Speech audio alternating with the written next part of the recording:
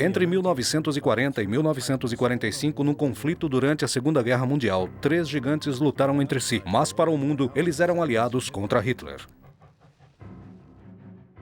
Winston Churchill, Franklin Roosevelt e o general Charles de Gaulle. Durante 5 anos, uma onda de descrença e rivalidade tomou conta desses três aliados de guerra.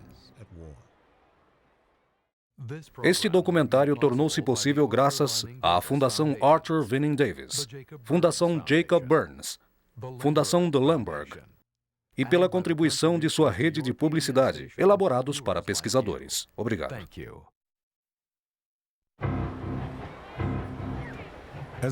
Enquanto a guerra chegava ao fim, o primeiro-ministro britânico Winston Churchill e o general Charles de Gaulle, que se tornou líder da França, se apresentavam em Paris para 500 mil de pessoas, em homenagem aos mortos.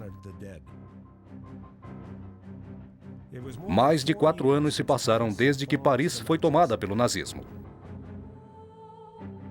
Durante esse tempo, de Gaulle era como Joana d'Arc, obcecado por salvar a honra de seu país. Foi um período em que ele e Churchill se encontraram diversas vezes meio à diplomacia, mas sempre desconfiando um do outro e com repugnância por parte de Churchill.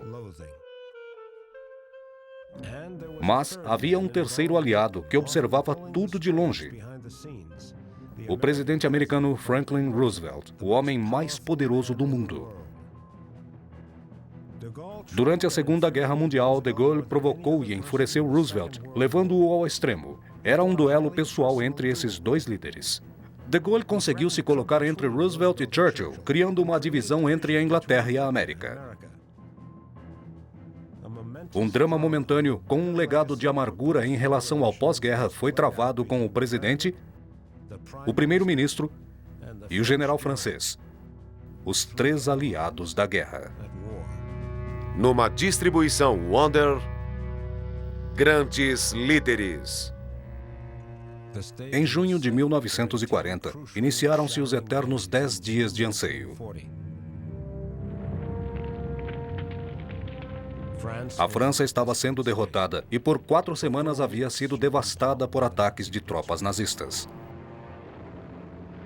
Era apenas uma questão de dias para a evacuação de 500 mil de soldados ingleses e franceses de Dunkirk.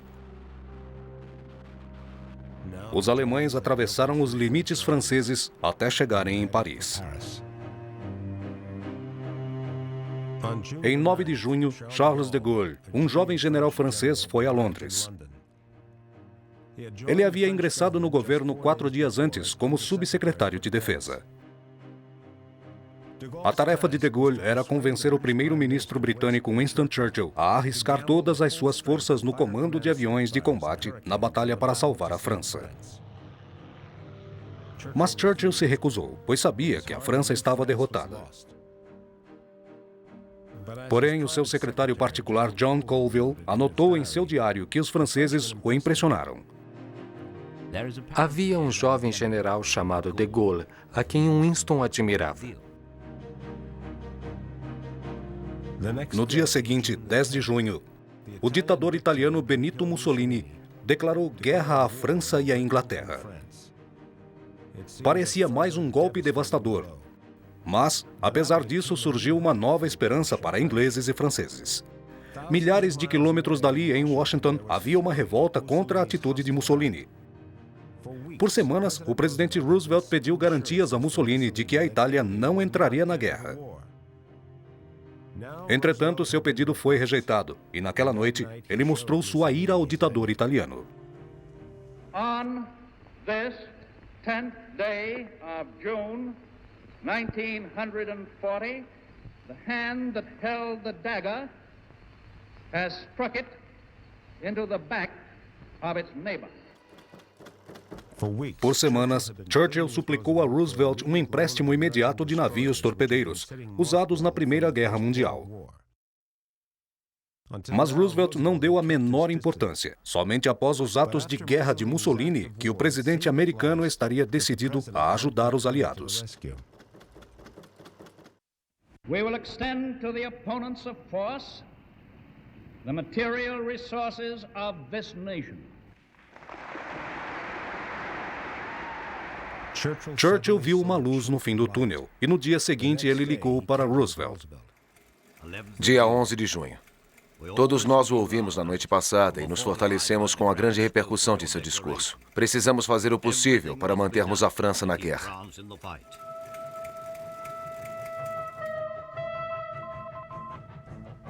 Na tarde de 11 de junho, Churchill voou sobre o leito do rio Sena para encontrar os líderes franceses que se retiraram de Paris e estavam temporariamente em um alojamento próximo de Tours, no centro da França. Dentre eles, ninguém parecia mais desencorajado do que Marshal Philippe Pétain, de 84 anos, herói francês da Primeira Guerra Mundial. Mas o primeiro-ministro francês Paul Reynaud resistia. No dia seguinte, de volta a Londres, Churchill apelou mais uma vez a Roosevelt, mencionando de Gaulle pela primeira vez. Reynaud é a favor de continuar lutando e tem consigo o general de Gaulle, que acredita que há muita coisa a ser feita. Se tem algo que possa dizer pública ou particularmente aos franceses, esta é a hora.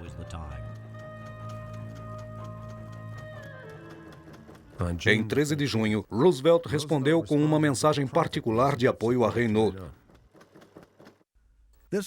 Este governo está fazendo o possível para disponibilizar aos aliados governamentais a ajuda de que precisam com urgência. A esplêndida resistência dos exércitos francês e inglês impressionou o povo americano. No mesmo dia, Churchill regressou para a França. Dentre seus líderes desencorajados e divididos, reconheceu em um deles suas características. Mais tarde, Churchill escreveu: Eu vi de Gaulle permanecer firme e imparcial. O cumprimentei dizendo em francês: Eu sou um homem do destino. Mas não estava em jogo o destino de um homem, mas sim o destino de toda a França. Churchill sabia que a mensagem particular de Roosevelt para Reynaud não seria o suficiente. E para que os franceses continuassem na defesa, o presidente teria que ir a público e comprometer a paz e a neutralidade da nação com a possibilidade de perder a guerra. Senhor presidente, tenho que lhe informar que seria absolutamente vital a publicação desta notícia no jornal de amanhã, dia 14 de junho, na condição de participar decisivamente na mudança do curso da história mundial. No dia seguinte, Roosevelt contestou, dizendo: Meu discurso não tinha a intenção de comprometer este governo na participação militar de apoio aos aliados governamentais. Lamento não poder concordar com seu pedido de que minha mensagem seja publicada. Após a promessa de Roosevelt em 10 de junho, a sua atitude 4 dias depois foi um desapontamento para Churchill e para Reynaud no momento de maior crise. Em 16 de junho, com um número excedente de ministérios derrotados, Reynaud renunciou. Pétain foi nomeado como o novo líder francês e imediatamente começou a espionar Hitler.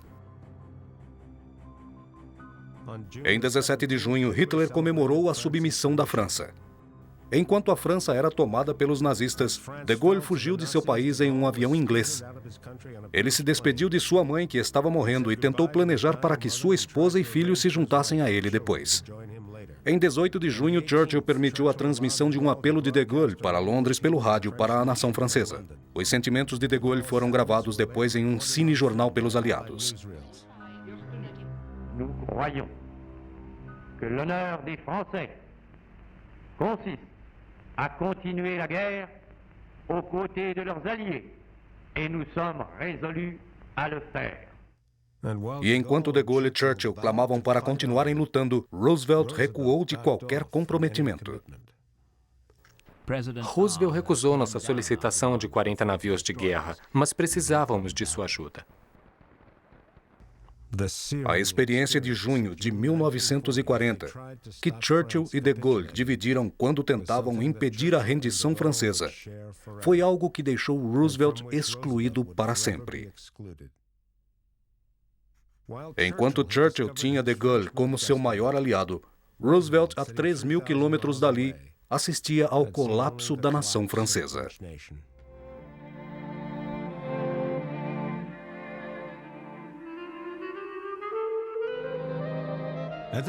Nesse período, estes três homens não se conheciam muito bem.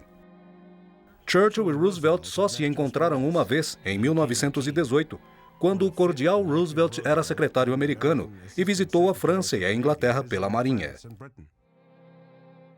Churchill, muito mais conhecido do que Roosevelt, que o ouviu fazendo um discurso num jantar em Londres. Roosevelt depois contou a um colega que Churchill era um soberano imparcial. Quando Churchill retornou ao governo britânico em 1939 como primeiro almirante soberano, Roosevelt estava no 7º ano de governo. Ambos iniciaram um acordo transatlântico. Roosevelt acreditou que Churchill pudesse se tornar o primeiro-ministro britânico. Mas, pessoalmente, não houve nenhum contato. Não existia confiança entre os dois. Eles tinham temperamentos muito diferentes. Churchill era carismático e emotivo, se irritava facilmente, mas logo se desculpava. Roosevelt era genial e se mantinha à distância. Era um político frio e calculista.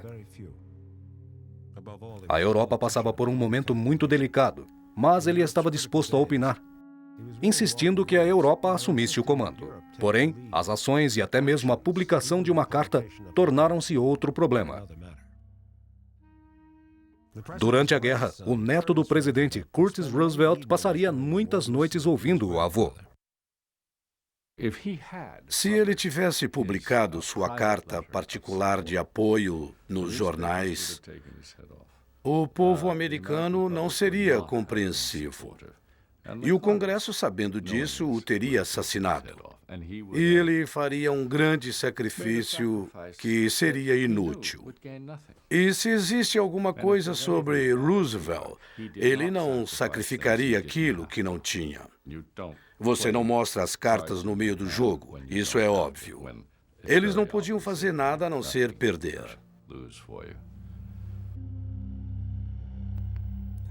Após a derrota francesa, as pessoas andavam dizendo que Roosevelt era tão britânico quanto os franceses e teria que fazer as pazes com Hitler. O presidente aguardou calmamente. Churchill, olhando tudo ao seu redor e totalmente sozinho, via em de Gaulle um grande aliado. Embora mal o conhecesse, seguiu seus instintos e em 27 de junho lhe disse: Você está sozinho, certo? E precisa de um aliado. Dessa forma, de Gaulle tornou-se o líder da França Livre. Mas no governo britânico, o subsecretário permanente do Ministério do Exterior, Alexander Cadogan, comentou com um colega que o general francês era muito misterioso. Não posso dizer muito sobre de Gaulle, a não ser que ele tem feições femininas e que pensa como um adolescente. Não podemos negar que de Gaulle era um homem corajoso. Na Primeira Guerra Mundial, foi ferido 5 vezes. Sempre ocupou lugar de destaque no comando do exército francês. Em maio de 1940, liderou o único contra-ataque da França bem-sucedido durante a invasão nazista.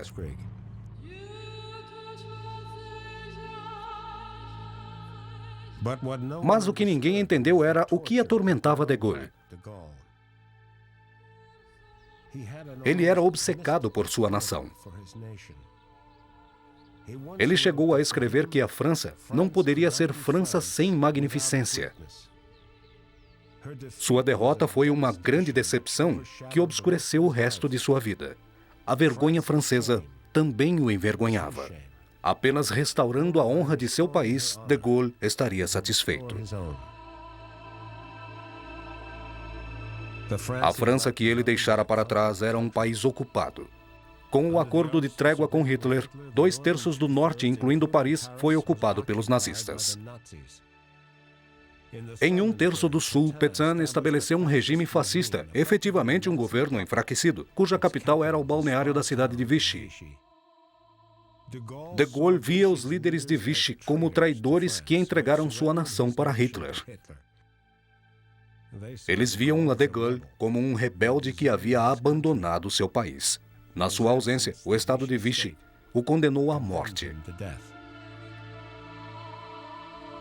No início, muitos franceses planejavam abandonar o país e se juntarem a de Gaulle. A maioria eram jovens como Claude Bouchinet-Serroul. Eu recusei a ideia de pararmos de lutar por nossa nação. Nós tínhamos um grande império, uma marinha, bons aviões, tínhamos ouro e todas as razões para continuarmos lutando. 14 de julho de 1940. Os franceses estavam em alerta quanto aos invasores nazistas. Durante a celebração de 14 de julho, permaneciam unidos. Após o verão de 1940, com o apoio de Churchill, de Gaulle reuniu cerca de 4.000 homens inexperientes para a Marinha e o Exército franceses. Para sua bandeira, de Gaulle adotou a Cruz de Lorraine, o estandarte lendário sob a qual, há 5 séculos, Joana d'Arc lutou pela liberdade da França contra os ingleses. Mas de Gaulle ficaria em desvantagem enquanto Vichy estivesse sob o domínio de seus oponentes, de onde se tinha maior controle de toda a França. Ele sabia que para retomar o poder, dominar Vichy seria fundamental. Em agosto de 1940, ele obteve sua primeira conquista. Os colonizadores franceses e militares na dispersa população de Chad, na África Central, reagruparam-se na França Livre. Então, uma pequena expedição apoderou-se de Camarões e do Congo. Mas o ponto estratégico era o porto da cidade de Dakar, em território francês na África. De Gaulle e Churchill queriam tomar este território de Vichy. Roosevelt sabia como Dakar era importante, pois os nazistas poderiam usá-la como base para submarinos e atacar os Estados Unidos. Em 8 de agosto, Churchill pediu aos chefes do Estado-Maior britânico que preparassem uma expedição para Dakar, com o codinome Operação Ameaça. Durante a operação, Roosevelt fez seu primeiro ato de comprometimento com Churchill, enviando-lhe velhos navios torpedeiros, mas na condição de troca por direitos à Marinha Britânica em bases americanas. Ele viu a nação de Churchill sobreviver ao violento ataque da Luftwaffe durante a Batalha Britânica. Era vital para Churchill mostrar ao presidente americano que a Inglaterra poderia partir para a ofensiva. Para de Gaulle, uma vitória em Dakar seria precipitado, mas com a ajuda de Roosevelt não haveria riscos. A um dia do fim da guerra, Churchill enviou relatórios para Roosevelt sobre a operação. 22 de setembro de 1940, às 16 horas. Apenas para informação pessoal do presidente. Os soldados da França e Inglaterra estão a caminho de Dakar com o objetivo de dominar a região, com o menor derramamento de sangue possível, estabelecendo o poder do general de Gaulle.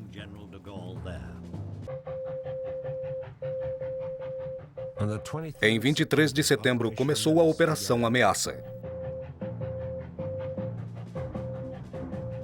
Mas os planos de Churchill e de Gaulle foram interrompidos. A Operação Ameaça se tornou um fracasso.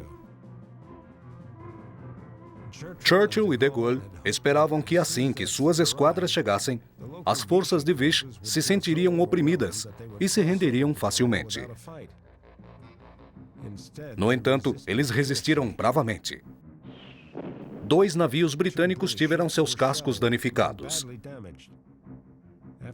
Após 2 dias com seus voos em perigo e com a perspectiva de uma guerra civil entre franceses, Churchill foi forçado a cancelar a Operação Ameaça, dando a humilhante notícia a Roosevelt.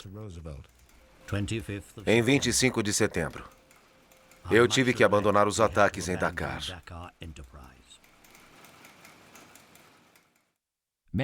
A operação foi um fracasso. Este poderá ser o fim de Gaulle. De qualquer forma, foi considerado um retrocesso. De Gaulle estava desolado pelo fracasso em Dakar. 3 dias depois da retirada, ele escreveu para sua família em Londres que estava mantendo as blitz noturnas da Luftwaffe. 28 de setembro. Minha querida esposa, neste momento, todos os escombros estão caindo sobre mim. Durante todo o bombardeio, pensei em você e em nossos filhos. Este é o maior drama da história. E seu pobre marido foi atirado ao conflito. Para de Gaulle, isso foi um terrível e dramático acidente. Ele pensou em desistir de suas expectativas, de ser líder da França livre. Ele parecia ter desistido de seu sonho.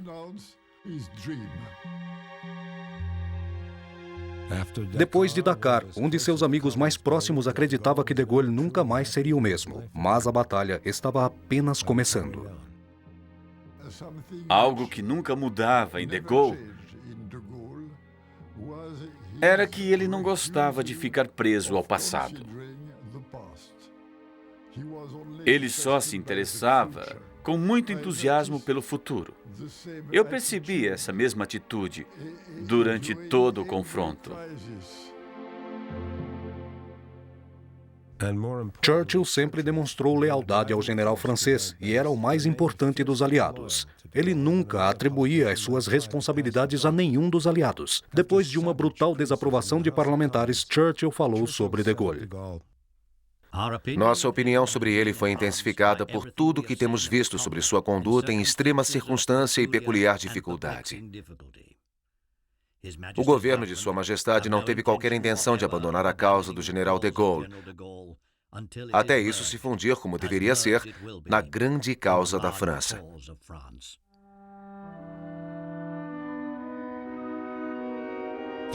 Apesar da lealdade de Churchill, Dakar causou muitos danos a de Gaulle, particularmente na América. Alguns jornais jogaram toda a responsabilidade em seus ombros.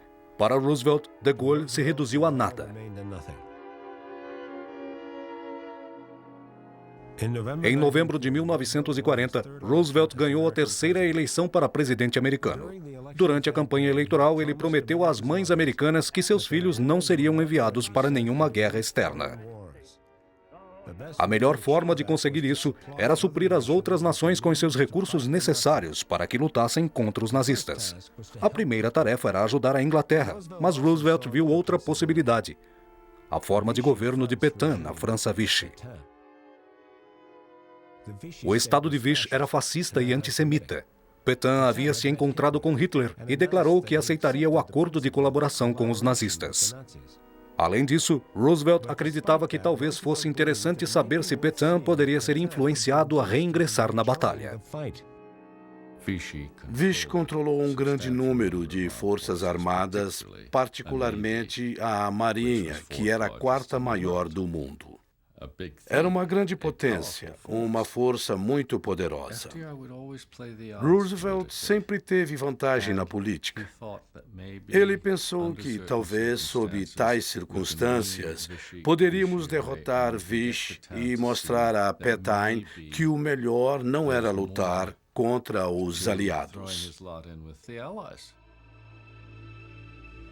Enquanto Roosevelt persuadia Pétain, de Gaulle estava se recuperando. Depois do fracasso de Dakar, ele viajou para a África Central e foi saudado pelos colonizadores franceses em todo lugar, aumentando sua convicção de líder. Depois que Pétain declarou que Vichy estava colaborando com os nazistas, de Gaulle emitiu uma declaração pública, alegando que somente ele representava a dignidade da nação francesa. A pessoa que ocupa o poder em Vichy é inconstitucional e submissa ao invasor. Portanto, é necessário que uma nova autoridade assuma a responsabilidade de controlar os esforços franceses na guerra. Incidentes impõem esta sagrada obrigação a mim. Não devo falhar nisso.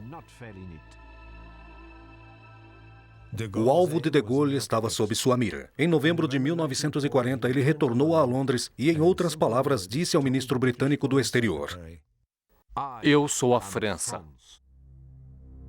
Nos meses seguintes, Churchill e Roosevelt seguiram caminhos diferentes na França. Roosevelt enviou um grande amigo como embaixador de Vichy, o almirante William Leahy, para aliar-se a Pétain. Ele também enviou um diplomata, Robert Murphy, para os territórios da França Vichy, de Marrocos e Argélia, no norte africano. A comissão de Murphy era forjar uma ligação com os líderes de Vichy. Churchill, entretanto, estava esperançoso com de Gaulle e a França Livre. Em meados de 1941, os aliados embarcaram em uma nova missão contra Vichy. Seus alvos eram a Síria e o Líbano, parte do Império da França Vichy. No começo de junho, depois que Vichy começou a permitir que aviões alemães usassem a Síria como base, Churchill ordenou uma união, a invasão da Inglaterra e da França Livre. Como sempre, Churchill mantinha Roosevelt informado. Em 7 de junho. Amanhã nós invadiremos a Síria para prevenir o domínio alemão. O exército da França Livre de Gaulle é notório. Por isso, precisamos agir. A invasão da Síria teria uma consequência inesperada. O primeiro-major era comandado por Churchill e de Gaulle. A causa era uma suspeita intrínseca de Gaulle, que quando os britânicos tivessem uma chance, agarrariam qualquer parte do território francês. Esse era o seu maior medo.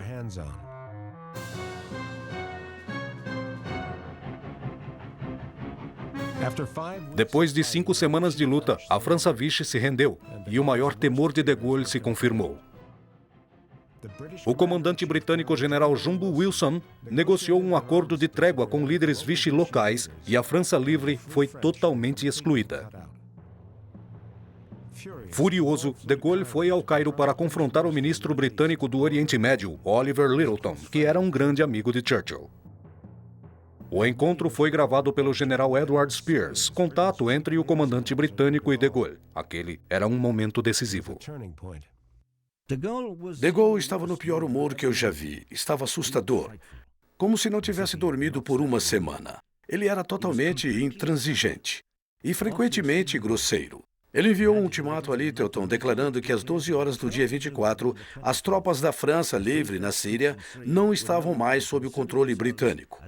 Também declarou que nada mais interessava, mas poderíamos vencer a guerra apenas sendo atenciosos com a posição da França.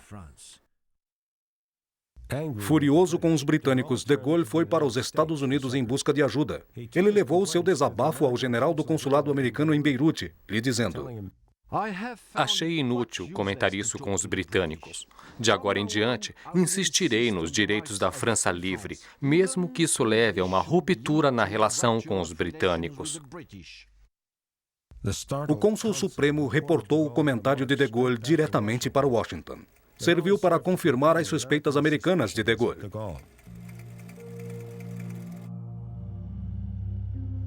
Pior ainda para de Gaulle. No momento em que ele estava agindo com tanta impulsividade, Churchill estava solidificando suas relações com o presidente americano.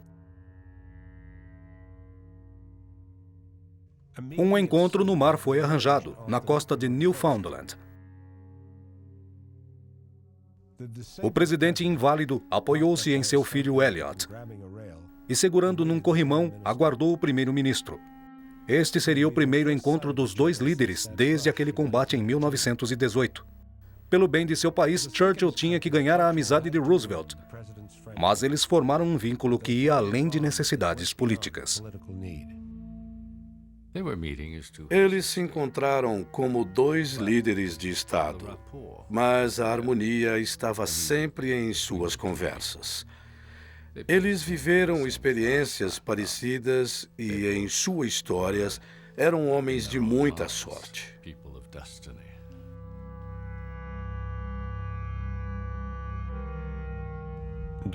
De Gaulle, a quem Churchill havia chamado de um homem de sorte, cometeu um grande erro. Durante uma entrevista a uma jornalista americana do Daily News de Chicago, ele parecia traçar um paralelo entre a Inglaterra e a Alemanha nazista, sugerindo que a recusa da França Vichy de lutar fosse condizente com os dois lados. Com empolgação e delicadeza, ele comentou: Com certeza, o que a Inglaterra está gerando é uma conspiração com Hitler, na qual Vichy serve como intermediário. De Gaulle não poderia surgir com um insulto ainda tão prejudicial. E logo ele percebeu que, ido longe demais, mandou um aviso para um amigo nos Estados Unidos. Por favor, interrompam essa publicação. Se for tarde demais, por favor, digam que esse texto não representa, eu repito, não representa o que eu disse.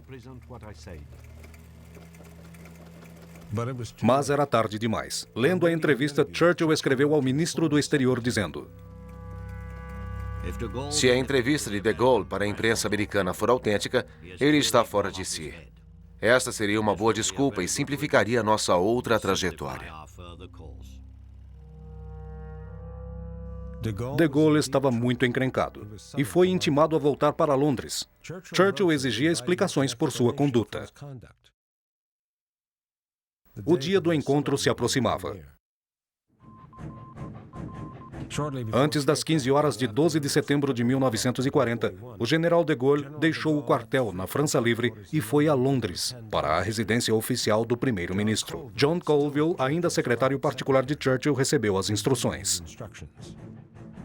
Churchill me informou que quando de Gaulle chegasse, ele iria cumprimentá-lo formalmente, mas não apertaria sua mão. Pontualmente, às 15 horas, o general chegou. De Gaulle parecia tranquilo e impassível. Ele se dirigiu à sua cadeira, sentou-se, encarou o primeiro-ministro e não disse nada. A reunião começou com hostilidade, porém formal. A primeira hora passou muito rápido. Comecei a temer a violência. Tentei espreitar alguma coisa, mas não consegui ouvir nada. Talvez eles estivessem se estrangulado. Entrei para ver se estava tudo bem e percebi que não havia nada de extraordinário. De Gaulle e o primeiro-ministro fumavam charutos. Claro que por razões táticas.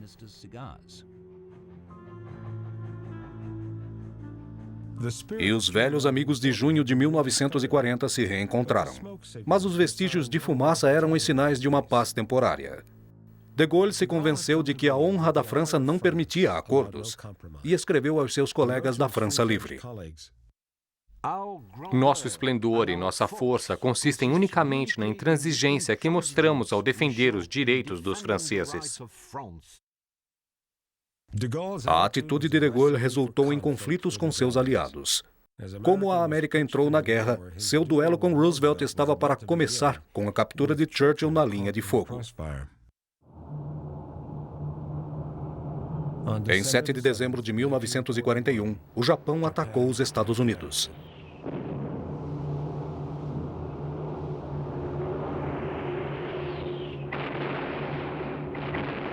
Enquanto os Estados Unidos se recuperavam do choque de Pearl Harbor, Churchill foi às pressas para Washington negociar com Roosevelt.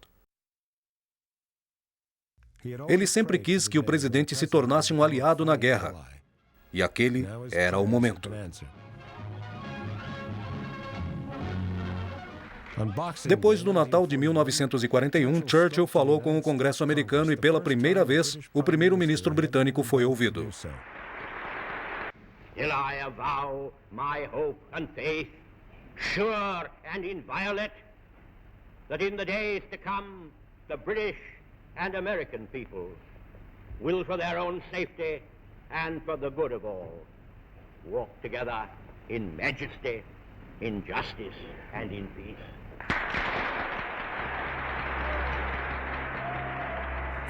Em meio a toda essa harmonia, havia quem discordasse: o governo francês. Um incidente extraordinário aconteceu em solo norte-americano. Isso fez com que as diferenças subjacentes de Churchill e Roosevelt frente à França se tornassem mais intensas.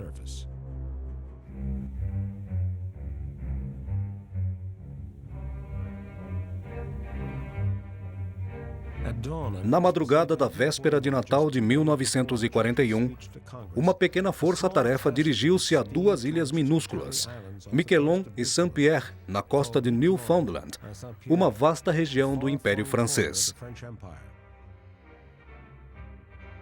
Desde junho de 1940, os 4.000 habitantes estavam sob as regras ditatoriais de um governo nomeado pelo Marechal Pétain, do regime da França Vichy. Naquela manhã, o povoado local foi surpreendido.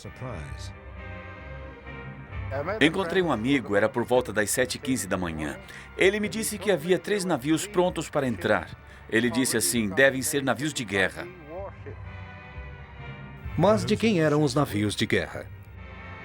Assim que entramos, vimos a bandeira. E ela era a Cruz de Lorraine. Uma multidão se juntou no porto de Saint-Pierre. Assim que a banda de música do barco começou a tocar a Marcha de Lorraine, os ilhados abraçaram os soldados de Gaulle. Estávamos tão felizes por termos sobrevivido que não esperávamos aquilo.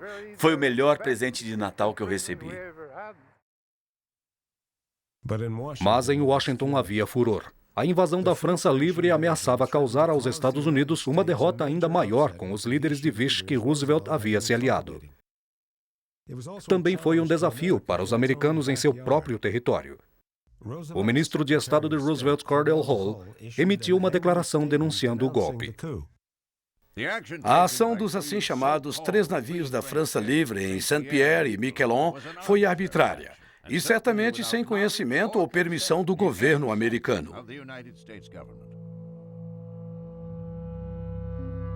Hull estava furioso porque de Gaulle havia enganado a América.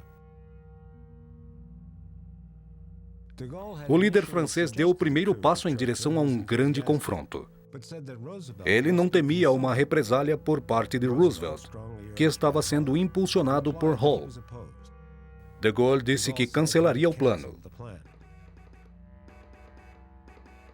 Mas ele fez uma mudança secreta e ordenou que a invasão continuasse. Ele estava contente com o golpe e enviou uma mensagem ao seu comandante da força-tarefa, almirante Émile Muselier. Secretamente, a tempestade que recentemente estava se formando no Departamento de Estado de Washington sobre a reunião de Saint-Pierre não podia nos preocupar. Vichy está furiosa. Nós fortalecemos a operação. Embora Hull estivesse irritado, Roosevelt mantinha-se calmo. Saint-Pierre era insignificante e de Gaulle não representava perigo. Roosevelt o rejeitou. Ele não estava aborrecido com isso. Foi Cordell Hull, o ministro de Estado, que se irritou com tudo. Roosevelt era passivo diante de tudo o que estava acontecendo. Churchill tentou acalmar Hull, dizendo que iria solicitar uma repreensão aos ataques franceses. Estou preparado para pegar de Gaulle pelo pescoço e dizer-lhe que foi longe demais e trazê-lo de volta à consciência. Ele já havia se comportado de forma inoportuna por mais de uma vez. Mas no fundo, Churchill admirava a audácia de Gaulle.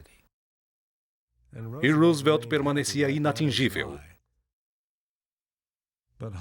Mas Hull não iria voltar atrás.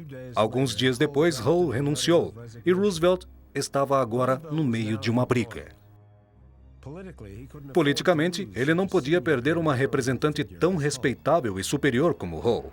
Hull sugeriu um acordo. A França Livre recuaria de Saint-Pierre e a ilha ficaria neutra sob o controle dos aliados. Churchill, percebendo o problema que de Gaulle estava causando para ele e Roosevelt, orientou seu ministro do exterior em Londres, Anthony Eden, a trazer de Gaulle de volta com a proposta de Hull. O presidente descreveu a declaração de Miquelon como um problema urgente. Acho que isso é um acordo razoável. Isso significa que você deveria contar a de Gaulle que esta é a nossa organização política e ele deve se curvar a ela. Não posso acreditar que ele recusaria. Se ele recusar, eles estão prontos a usar força. Nossas tropas irão reduzi-lo a nada. Esperamos que colabore. Em menos de 2 semanas, Roosevelt reagiu às ofensivas para tomar a ilha à força. De Gaulle estava aproximando Churchill do presidente americano, mas Churchill estava determinado a evitá-lo. É intolerável que o desenrolar dos fatos seja obstruído. Eu não vou interferir para salvar de Gaulle ou a França livre das consequências. Não é de minha responsabilidade. Em Londres, Eden intimou de Gaulle que rejeitou a proposta de Hull. O governo britânico apoiou a posição de Gaulle, considerando um equívoco colocar as tropas populares para fora de Saint-Pierre. Sempre muito cuidadoso com sua dependência de Roosevelt, Churchill foi forçado a comunicar seu fracasso. Senhor presidente, tenho enfrentado uma resistência unânime dentro do gabinete. Por essa razão, quando regressar, pedirei a de Gaulle que desista ou modifique suas restrições repreensivas.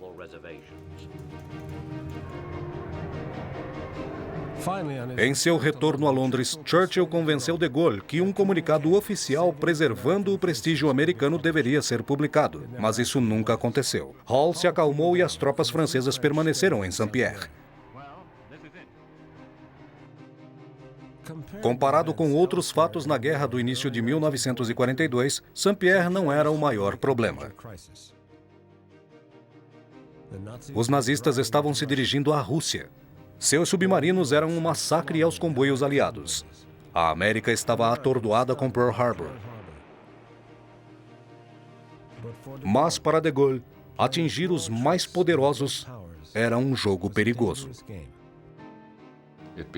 Isso se tornou um grande problema para Roosevelt, gerando uma falta de confiança do governo americano em de Gaulle, porque ele prometeu não agir unilateralmente, e depois foi isso o que ele fez.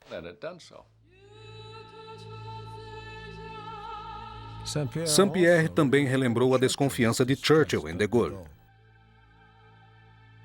Em março de 1942, de Gaulle disse a Churchill que ele gostaria de visitar os territórios da França Livre na África Central. Churchill pediu aos seus oficiais que não abastecessem nenhum avião. Ele não deve partir. De Gaulle estava numa armadilha. Estávamos nas mãos dos britânicos. Não poderíamos embarcar em um avião sem eles. Não tínhamos aviões. Portanto, estávamos dependendo deles.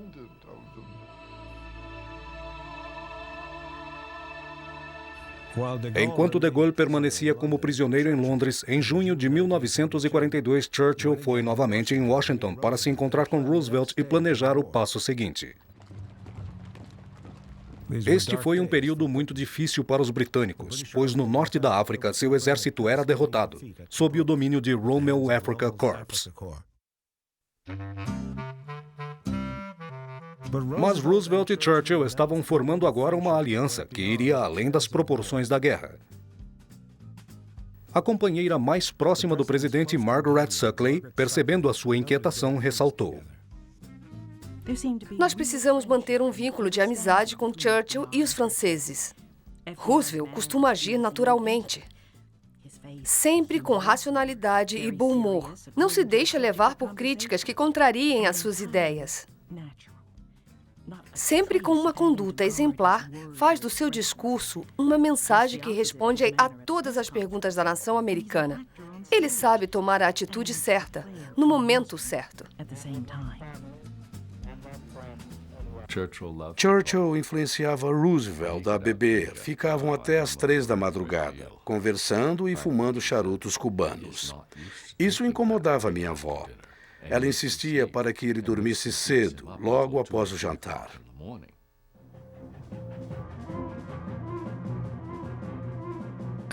No final de julho de 1942, Roosevelt e Churchill concordaram que o próximo passo da guerra contra Hitler era uma invasão anglo-americana contra o Marrocos e a Argélia, que ainda era parte do Império da França Vichy.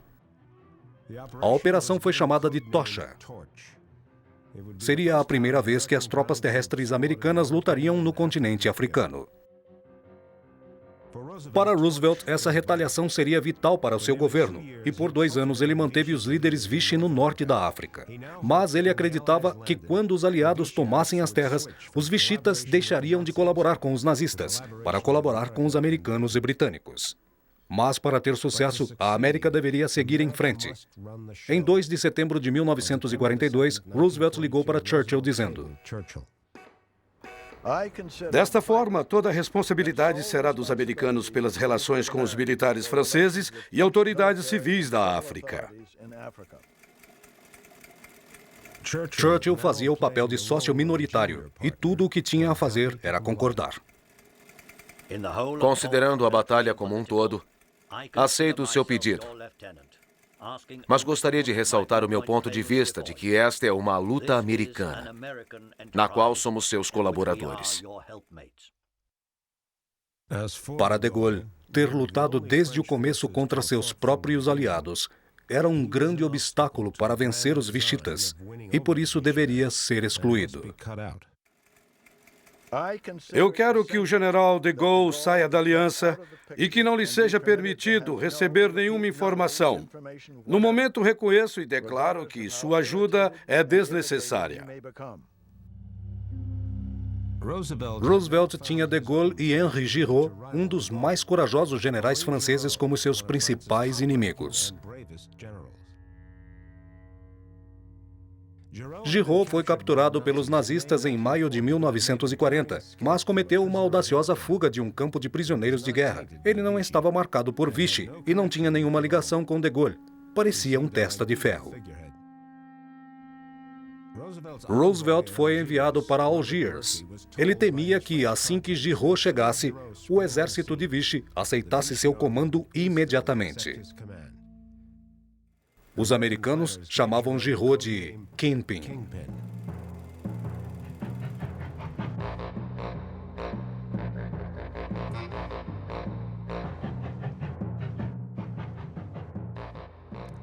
O Esquadrão Tocha se reuniu nos portos britânicos e na costa leste da América.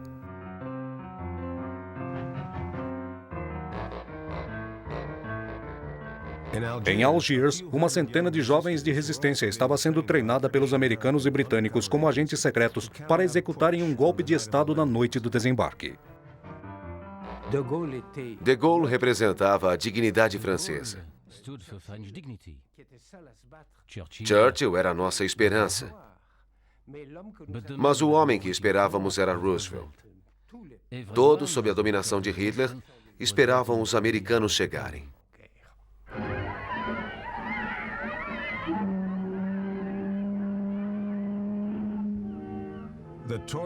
O Esquadrão Tocha saiu da América, passando pela Inglaterra, rumo à costa norte africana.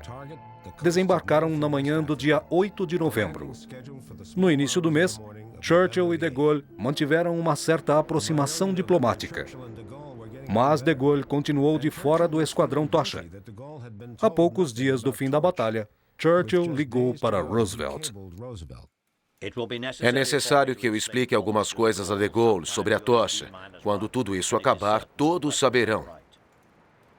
Você se lembrará que troquei cartas solenes com ele em 1940, reconhecendo-o como líder dos franceses livres. Tenho certeza que sua honra militar é verdadeira.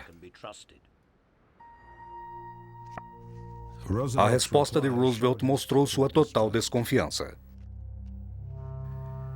Aconselho a não dar qualquer informação a de Gaulle relacionada à missão Tocha, até o desembarque subsequente bem-sucedido.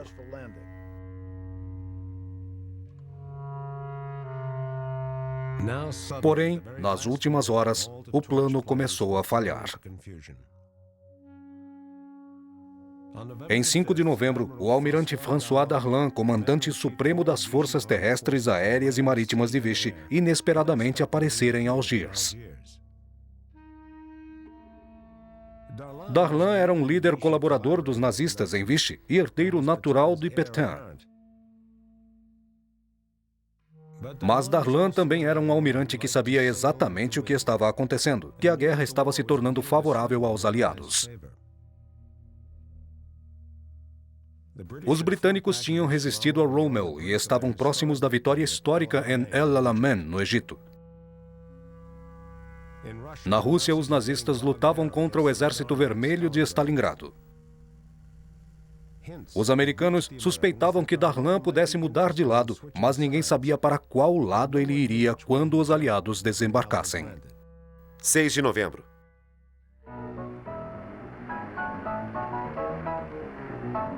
Dois dias depois, a frota da Operação Tocha aproxima-se da costa africana.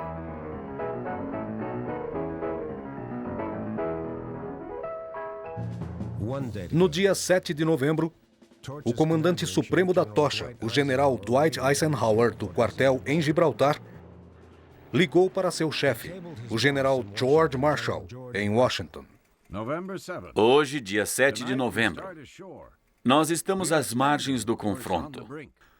Partiremos para o ataque a qualquer momento. Não importa o que nos espera.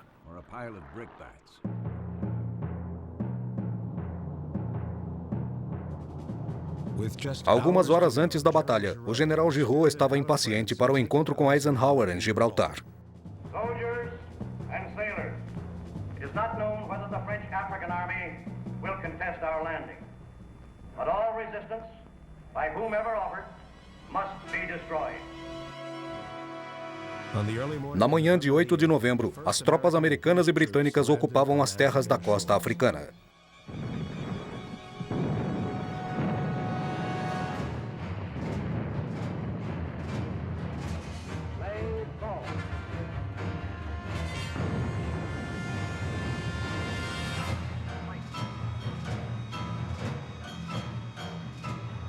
Na cidade de Algiers, alguns jovens resistiam e executavam um golpe de Estado. 400 jovens patriotas, apenas com armas velhas, ocuparam a maioria dos quartéis militares, civis e policiais, pontos de comunicação e prenderam todos os líderes de Vichy, incluindo Darlan.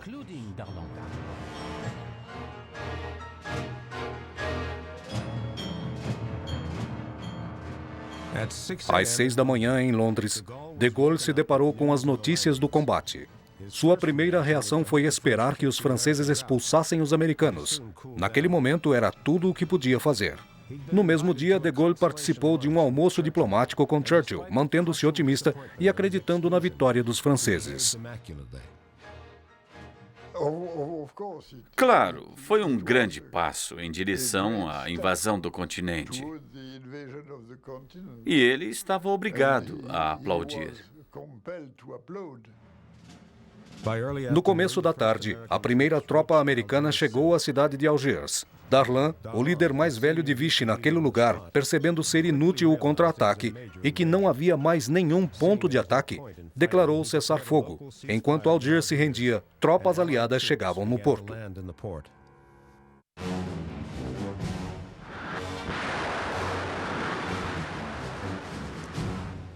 Enquanto Algiers se rendia e tropas aliadas chegavam no porto, nas áreas de Casablanca e Oran, a batalha entre a marinha de Vichy e os aliados continuava. Darlan se recusou a usar seu poder para fazer com que as tropas de Vichy parassem de lutar. Portanto, a batalha continuou. E na manhã seguinte, Giraud foi a Algiers. Mas ele não significava muito para os oficiais de Vichy, que eram leais a Darlan. Kingpin, o líder escolhido de Roosevelt, era simplesmente manipulado por Darlan. Depois, no dia 9, o general Mark Clark e o deputado Eisenhower tomou Algiers. Clark finalmente convenceu Darlan a pedir um cessar-fogo em todo o norte da África. Era um pouco tarde para salvar os 6.000 aliados e homens franceses que já estavam mortos ou feridos. Clark começou a negociar um acordo permanente para devolver o território da França Vichy na África para os aliados. Quando ele viu isso, não teve outra opção além de barganhar com Darlan, que até 3 dias atrás era colaborador dos nazistas. As notícias de Darlan chegam a Churchill em Londres. Ele estava ansioso para fazer o que fosse preciso para conquistar a França Vichy para os aliados. Mas ele queria que de Gaulle fizesse parte da aliança. Churchill pleiteou com Roosevelt o fim da exclusão de Gaulle. Gostaria de ressaltar que o governo de Sua Majestade está sob obrigações solenes e definitivas com de Gaulle e seu movimento. Precisamos entender que eles possuem um acordo justo. Mas Roosevelt não tinha interesse nas queixas morais de Gaulle. Para ele, os americanos entraram para resgatar os aliados. E até o fim da guerra, eles seriam a lei. E os líderes franceses Giraud, Darlan e de Gaulle deviam calar a boca e fazer o que eles mandavam. Ele ligou para Churchill. O acordo entre aliados é submisso às ordens das autoridades americanas. E não deve se esquecer de que no campo militar qualquer decisão por qualquer um deles ou por todos eles está sujeito à revisão e aprovação de Eisenhower. 5 dias depois do desembarque, houve um acordo com Darlan. Ele seria o representante do governo francês no norte da África. E Giraud seria nomeado Supremo Comandante francês. Esse acordo foi assinado por Eisenhower. Ele tinha atingido as expectativas de Roosevelt, de pegar os líderes de Vichy na África e mudar a liderança. Mas ninguém esperava que Darlan fosse rejeitado. Foi o que os americanos e britânicos fizeram recusando o acordo com um ex-colaborador nazista. De Gaulle, levado pelo orgulho, o qual Roosevelt simplesmente achava irrelevante, tinha todos os motivos para se sentir traído. Ele escreveu para um diplomata americano em Londres: Acredito que os Estados Unidos da América estão financiando capitalistas traidores, mas isso não deve ser pago com a honra da França. Churchill alertou Roosevelt de que o acordo de Darlan causou revolta na Inglaterra. Eu percebi que por causa do acordo com Darlan, há um sentimento de revolta nas pessoas. Ontem, os marinheiros franceses foram enviados para a morte na linha de batalha em Casablanca. E agora Darlan muda de posição, como se nada tivesse feito contra nós. Roosevelt sabia da gravidade do problema. Mesmo assim, não deu a menor importância, pois tudo o que queria era ganhar a guerra. Mas, para justificar sua atitude, criou um discurso chamado de medida provisória. E disse a Churchill que havia dado aos jornalistas americanos uma explicação simples. Ontem, confidencialmente, eu declamei para a imprensa um antigo provérbio da Igreja Ortodoxa, para justificar o problema entre Darlan e de Gaulle. Meus filhos, na hora da sepultura vocês correrão o risco de caminhar com o diabo, até que eu tenha cruzado a ponte.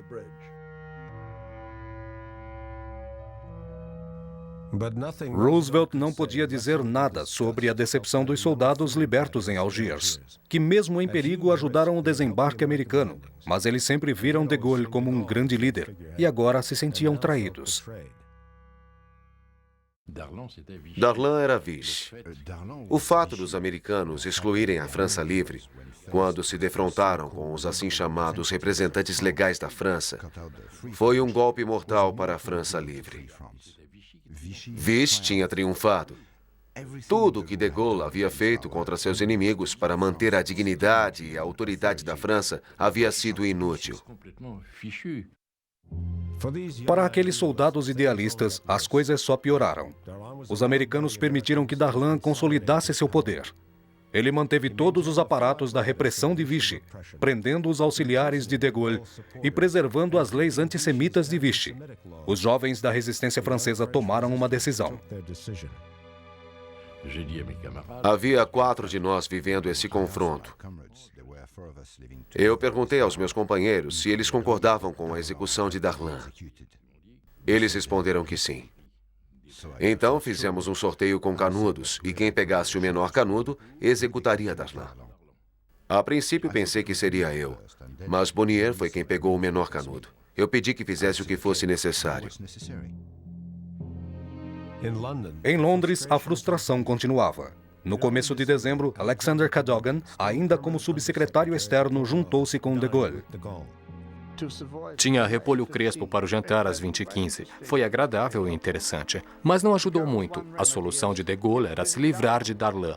Minha resposta era sim, mas como? Não havia nenhuma resposta. E na véspera do Natal de 1942, Darlan foi brutalmente assassinado. Enquanto em Londres se espalhava uma sensação de alívio, em Washington, Roosevelt declarava o fato como uma atitude de extrema selvageria.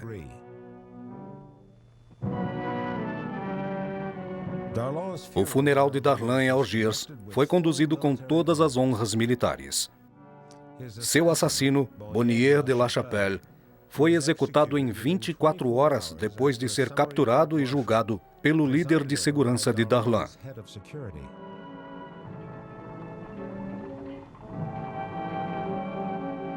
Roosevelt insistiu para que Giraud sucedesse Darlan.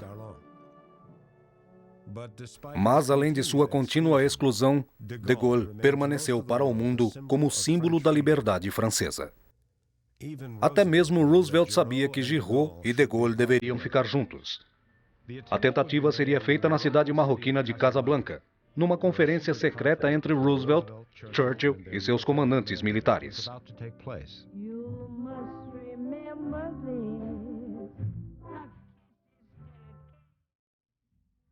Em 8 de janeiro de 1943, Roosevelt saiu da América rumo ao norte da África. Margaret Suckley viu ele saindo de Washington. Acho que Franklin confundiu seus sentimentos a respeito da viagem. Ele estava, de alguma forma, muito agitado por conta da ansiedade de tudo que ele veria. Por outro lado, era uma viagem longa e com riscos definidos. Mas ninguém deveria pensar assim.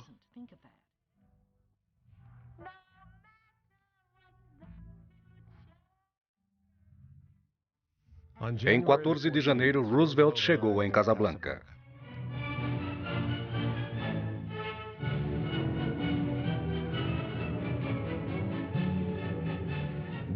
Apesar das preocupações de Margaret Suckley, a viagem ocorreu normalmente. Seus assessores perceberam que, além das preocupações com Washington, ele estava um pouco receoso, deixando transparecer sua insegurança. A Conferência de Casablanca foi, antes de tudo, uma visão geral da guerra. Mas tudo ocorreu como no ano anterior. Depois de Saint-Pierre, as deliberações de Churchill e Roosevelt foram interrompidas pelos problemas com a França. Roosevelt tinha a solução para o problema dos dois generais franceses rivais. Ele disse a Churchill: Chamaremos Giraud de noivo e o apresentarei para Algiers, e você providenciará a noiva de Gaulle afastando-o de Londres, e teremos um casamento forçado.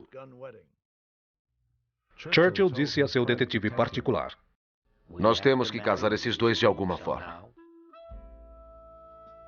Em 16 de janeiro, Churchill convidou de Gaulle para ir ao norte da África encontrar Giraud. De volta a Londres, de Gaulle era mantido longe das negociações e não sabia que a Conferência de Casablanca estava acontecendo. Enquanto era mantido desinformado, fora chamado em nome do primeiro-ministro britânico para uma reunião em território francês. Era um insulto muito grande. No dia seguinte, de Gaulle recusou o convite de Churchill.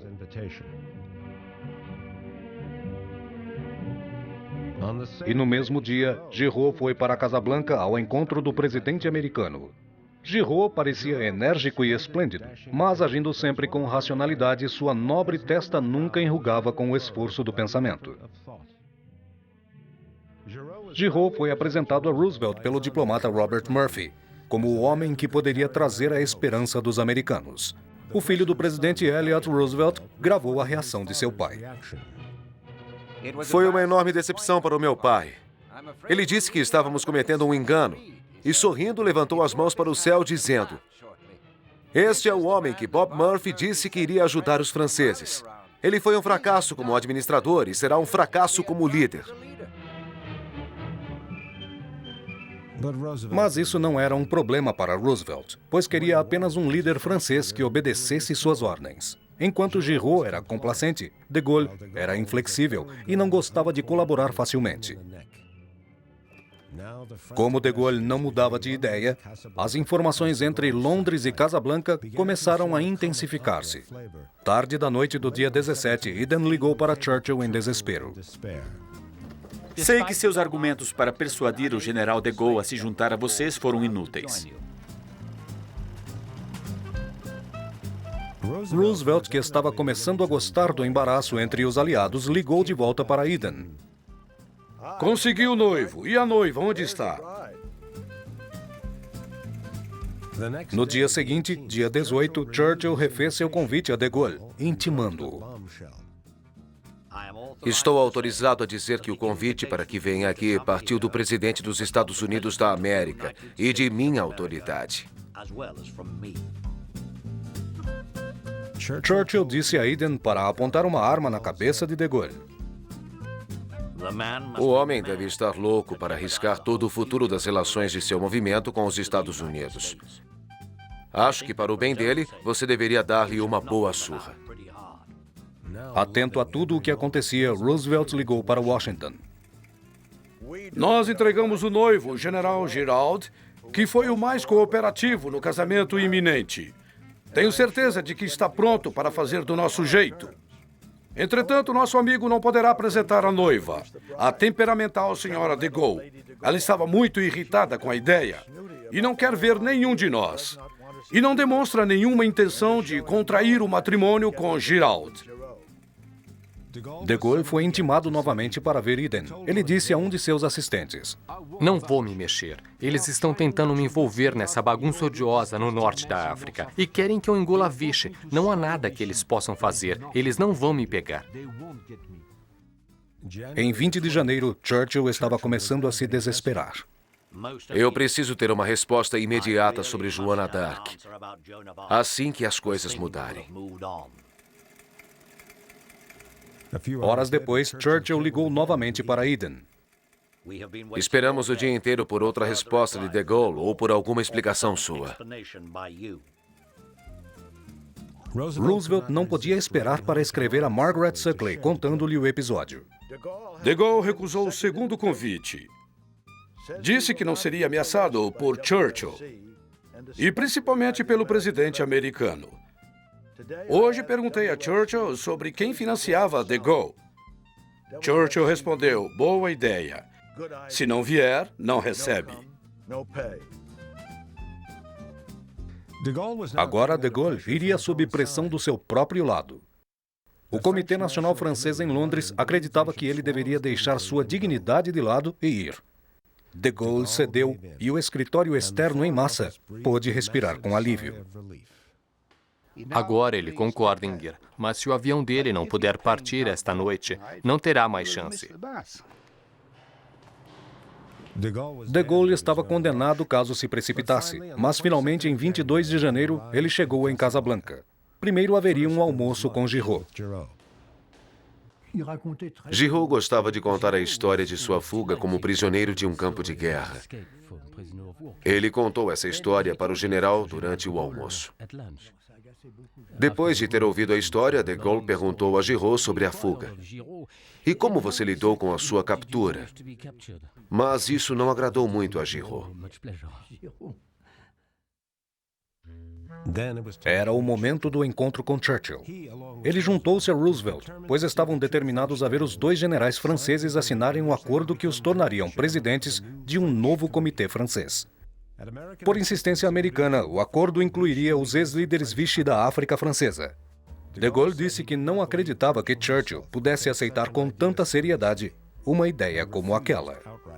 Apesar do olhar intimidador de Churchill, de Gaulle não cederia à ideia.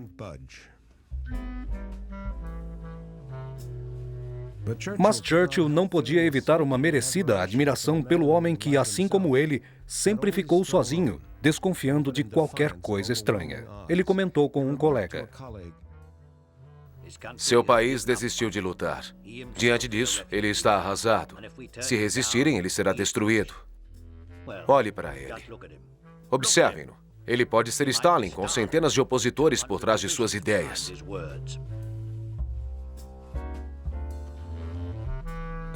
Naquela noite, pela primeira vez, de Gaulle esteve frente a frente com Roosevelt. O presidente usou de seu poder. E assim que se encontraram, os homens do serviço secreto americano discretamente faziam a segurança do presidente para evitar uma possível agressão provocada por oponentes franceses. De Gaulle foi acreditando que causaria uma boa impressão. Depois do encontro, ele disse a um de seus comandantes: Veja, hoje me encontrei com um grande estadista. Acho que desta vez nos entendemos. Porém, em 24 de janeiro, o último dia da conferência, de Gaulle continuava inflexível. Ele não aceitaria o acordo proposto com Giraud. Na frente de seus aliados americanos, Churchill continuou a ameaçá-lo, dizendo num francês rudimentar: Se Vossa Excelência não aceita o acordo, será exterminado. Muitas vezes Churchill repetiu: Senhor General, Vossa Excelência não deve ser um obstáculo na guerra.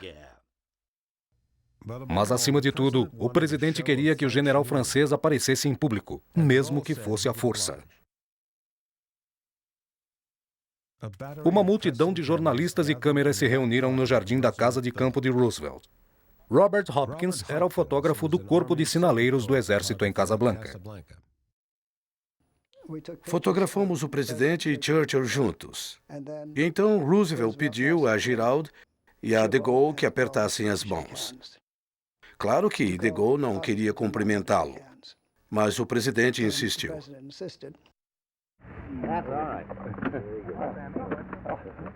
That's an historic moment. Want to do it again? Yes, if you please. Most of the men Sammy Schumann, fotógrafo da Casa Branca, disse: "Senhor presidente, não fotografei." Então Roosevelt pediu que se cumprimentassem de novo.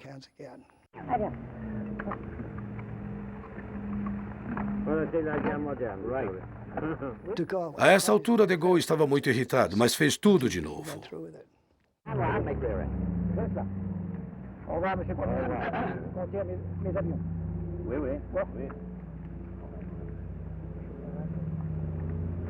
No, I don't think we've been done.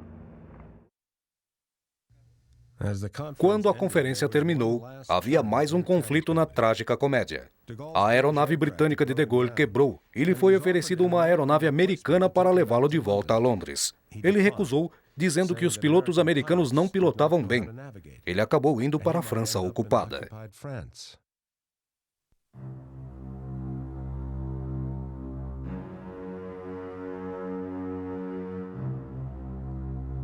A única vez em que os três aliados se encontraram frente a frente foi em Casablanca. De Gaulle acreditava que, apesar dos problemas, ele conseguiu se superar, persuadindo Roosevelt a olhá-lo de forma mais amigável. Tempos depois, ele mandou uma mensagem para Washington, dizendo: "Os sentimentos do presidente de grande simpatia pela França não falharam ao tocar profundamente um francês. Mas Roosevelt estava apenas fazendo charme politicamente. Curtis Roosevelt foi morar com sua família na Casa Branca no começo de 1943, próximo aos tempos de Casablanca. Mesmo com a mudança, manteve a visão popular de Gaulle. Acho que estava de acordo com a maneira que o povo americano olhava para de Gaulle, vendo-o como uma figura heróica, hasteando a bandeira da França livre, resistente aos alemães. Uma figura romântica, valente, um homem corajoso. Mas na intimidade da mesa de jantar da Casa Branca, as ilusões do jovem Curtis foram rapidamente destruídas por seu avô. Eu estava chocado ao ouvir a conversa na mesa de jantar. De repente, ouvi sobre um de Gaulle diferente, um de Gaulle difícil, homem impossível, pretensioso e egoísta. Um de Gaulle que não sabia qual era a sua posição, o que naqueles tempos era condenável. Não era apenas as palavras, era a expressão de sua face, as sobrancelhas levantadas, a expressão de provocação. Quem este homem pensava que era? Esta situação embaraçosa em Casablanca piorou ainda mais o ponto de vista de Churchill sobre de Gaulle. Quando Churchill retornou a Londres, começou a demonstrar aversão a de Gaulle. Recém-liberado do gabinete britânico, os documentos mostraram quão longe ele havia ido para preparar sua dominação. Em fevereiro de 1943, o ministro do Exterior Anthony Eden notificou Churchill de que de Gaulle havia requisitado um avião para visitar as terras da França Livre na África Central e no Oriente Médio. Churchill, acreditando que uma vez fora de seu alcance, de Gaulle criaria problemas, anotou no memorando de Eden. Presumo que já esteja claramente decidido que ele não tem permissão para partir, e se necessário será usada a força para impedi-lo. Esta é a primeira referência escrita que retrata a disposição de Churchill em usar força contra de Gaulle. Alguns dias depois, outra nota de Churchill para Eden mostrou sua crescente preocupação com o apoio dos britânicos a de Gaulle, pois isso prejudicava seu relacionamento com Roosevelt. Acredito que os Estados Unidos considerariam isso como um ato descortês se deixássemos esse homem perdido no mundo no atual momento. Peço-lhe que não considere permitir que nossas relações com os Estados Unidos sejam deterioradas pelo nosso suposto apoio do homem que também é nosso pior inimigo.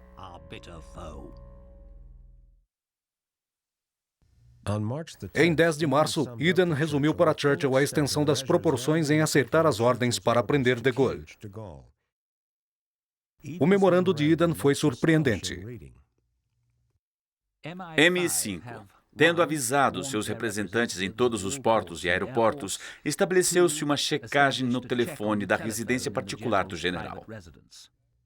Em outras palavras, de Gaulle foi espionado pela inteligência britânica por ter atitudes suspeitas, mas nunca, até os dias de hoje, algo foi provado. Enquanto Churchill e Roosevelt secretamente tramavam contra ele, de Gaulle também, em segredo, tinha planos de ataque contra os países que supostamente foram seus aliados na batalha. De Gaulle fez a seguinte afirmação a um assistente: Agora tudo está claro. Não haverá mais nenhuma possibilidade de aliança com os anglo-saxões. A próxima guerra será a Europa contra a América. Iremos nos reconciliar com os Frites. Os Frites significavam os alemães. De Gaulle também estava começando a pensar que o futuro da França pós-guerra não estaria em uma aliança com os americanos e britânicos, mas sim com a Rússia. Nós deveremos ter uma forte aliança. Agora quero ir para a Rússia para preparar tudo.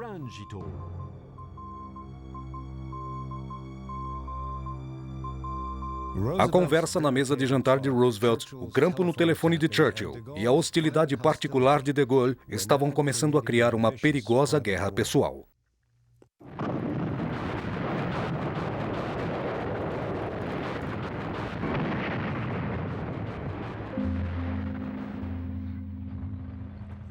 A essa altura, a batalha militar de seus soldados estava concentrada em levar os nazistas para fora da Tunísia, a parte da África que os alemães ainda possuíam. Os exércitos franceses rivais de Giraud e de Gaulle lutaram com os aliados. No final de abril, os aliados finalmente aniquilaram o exército alemão. Um forte grupo de soldados franceses comuns começou a surgir do campo de Giraud. Mas havia uma resistência de dentro da França se formando contra de Gaulle. Com uma crescente confiança na sua posição, de Gaulle, diretamente de Londres, fez um discurso em 4 de maio de 1943, que sutil e indiretamente criticou toda a história americana de acordos com os ex-líderes Vichy na África. O discurso enfureceu Roosevelt, que não poderia suportar a crítica de um homem cujo país foi derrotado e que estava tentando libertar-se da América. Isso o fez pensar que de Gaulle estava fora de si. Roosevelt achou que isso deveria ser dito, que sua avaliação foi errada. Mas ele descobriu 2 fatores, o que nos faz perceber por que ele considerou de Gaulle uma ameaça. Inicialmente, por sua arrogância, e depois, porque ele insistia em apresentar a França. Ele continuava insistindo no reconhecimento da França livre como soberana. E todas essas coisas davam a impressão a Roosevelt de que de Gaulle era um Napoleão em potencial.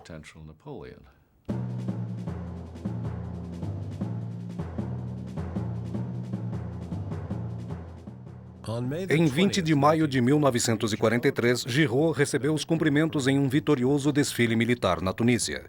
Roosevelt enviou seus cumprimentos a Giraud pela brilhante contribuição das forças francesas sob seu comando. Giraud também enviou uma mensagem de cumprimentos às tropas de Gaulle. De Gaulle celebrava a vitória africana em Londres. Giraud percebeu que o apoio crescente de Gaulle não significava que ele tivesse que dividir o poder. Por isso, convidou de Gaulle para ir à África. O primeiro-ministro britânico sentou-se à mesa após uma de suas viagens secretas. Neste momento, Churchill estava há 2 semanas em Washington com Roosevelt. Ele se viu cercado por uma constante onda de insultos de Roosevelt sobre de Gaulle. Consequentemente, Churchill não suportava mais e enviou uma mensagem devastadora para seu ministro do Exterior, Anthony Eden, em Londres. 21 de maio. Devo lhe avisar solenemente sobre uma situação delicada que está se refletindo aqui sobre de Gaulle. Dificilmente isso aconteceria sem que o presidente percebesse e comentasse. Embora seja feito de forma amigável e geralmente de maneira engraçada, tenho certeza de que ele se sente de fato acima disso. Vejo um perigo real se formando. Temos que impedi-lo. Churchill encaminhou um memorando a Eden que Roosevelt pessoalmente havia escrito e enviado a Churchill pouco depois de sua viagem, o que apenas aumentou a ira do presidente americano por de Gaulle. Sua conduta e atitude são quase intoleráveis. De Gaulle está sem dúvida fazendo pessoalmente a maldosa propaganda política, indo a Algiers para encorajar a discussão sobre novos conflitos. De Gaulle pode ser uma autoridade honesta, mas ele tem o complexo messiânico. Além disso, ele tinha a ideia de que o povo francês estava em massa atrás dele, o que era duvidoso. Churchill disse ao seu gabinete que haveria um momento de escolher entre o presidente e de Gaulle. Isso ocorreria em pouco tempo. Pedi a meus aliados que mantivessem a diplomacia. Senão, deveríamos eliminar de Gaulle como uma força política. Quando considerarmos o absoluto interesse que temos em preservar um bom relacionamento com os Estados Unidos, me parece questionável que devemos permitir a esse homem que atrapalha e só faz desordem que continue fazendo o mal que está fazendo. Em Londres, a mensagem de Churchill causou revolta. O gabinete de guerra se reuniu para avaliar a proposta de Churchill de cortar relações com de Gaulle. Eden gravou tudo. Todos estão revoltados com sua ausência.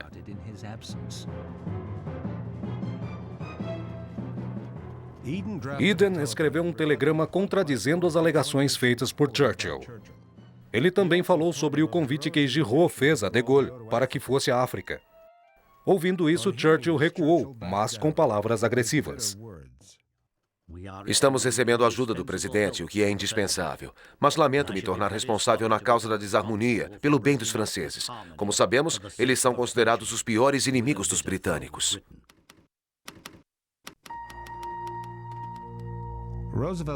Roosevelt queria se livrar de Gaulle, e aquela situação o deixou muito irritado.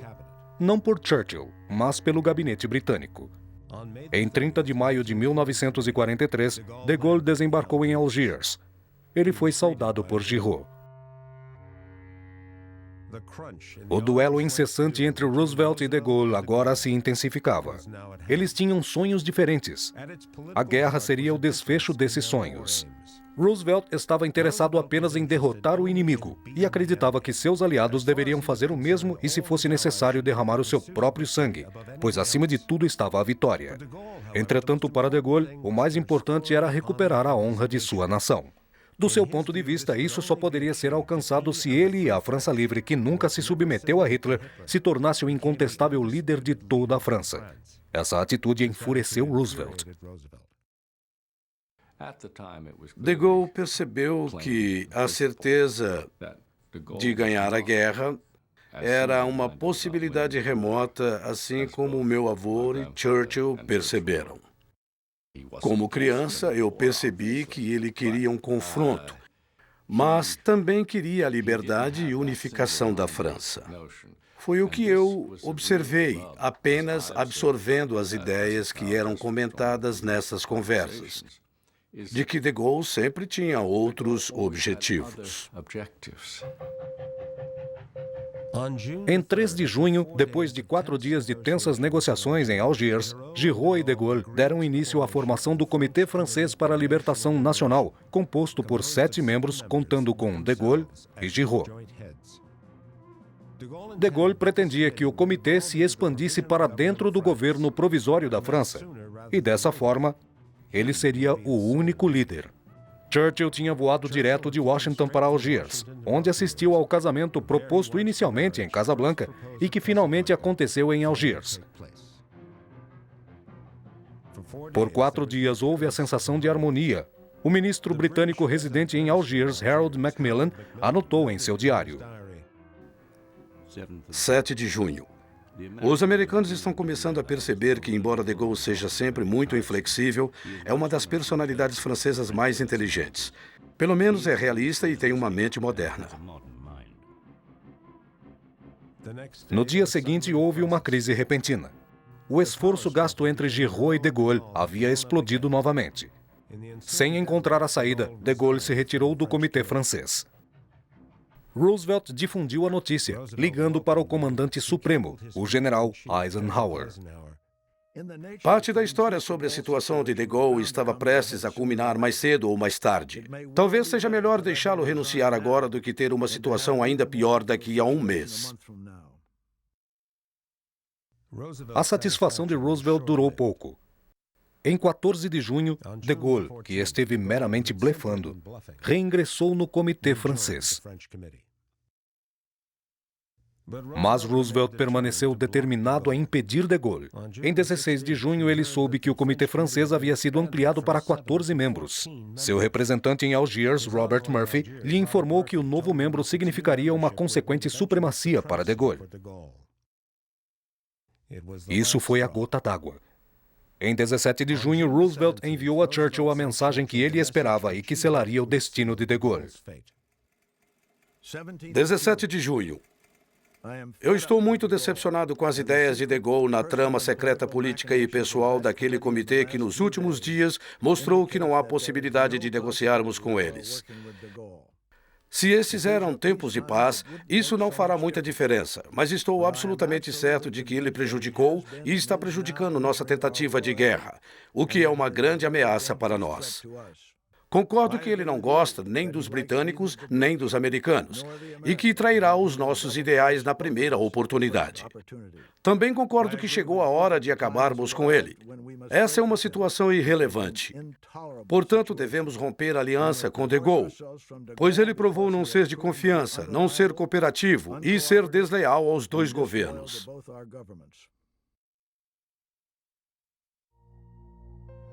Para cortar as relações com de Gaulle, Roosevelt precisava do apoio de Churchill e do gabinete britânico. Mas o ministro do Exterior, Anthony Eden, pensou que o presidente estava sendo muito radical.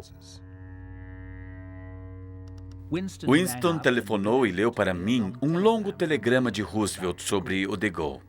Ele me pareceu muito histérico, e Winston não defende esta ideia. O humor de Roosevelt é o de um homem que persiste no erro. Isso tem toda aquela marca de obstinação destrutiva, como Hitler em Stalingrado.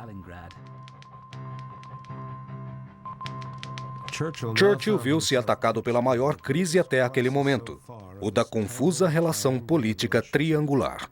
Ele detestava de Gaulle.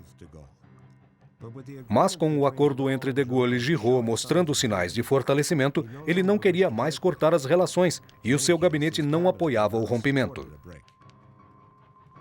A proposta de Roosevelt era decompor o comitê francês existente e nomear novos sócios, controlados por ele e por Churchill. Com relutância, Churchill replicou que poderia aceitar.